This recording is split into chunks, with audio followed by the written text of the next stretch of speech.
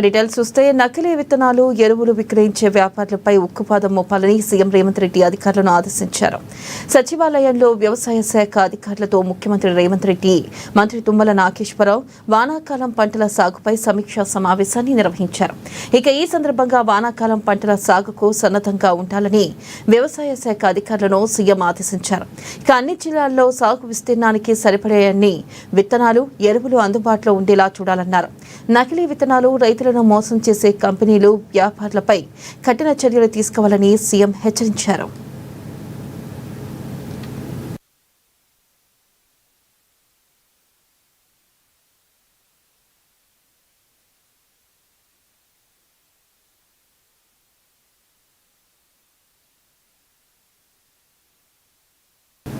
ఇక కల్తీ, నకిలీ విత్తనాల దందాను అరికట్టేందుకు అన్ని జిల్లాల్లో కలెక్టర్లు, పోలీసు అధికారులు అప్రమత్తంగా ఉండాలన్నారు. జిల్లాల వారీగా వ్యవసాయ శాఖ, పోలీసు విభాగం సంయుక్తంగా టాస్క్ ఫోర్స్ దాడులు నిర్వహించాలని, రాష్ట్ర సరిహద్దుల అన్ని చోట్ల టాస్క్ ఫోర్స్ నిఘా ఉంచాలని చెప్పారు.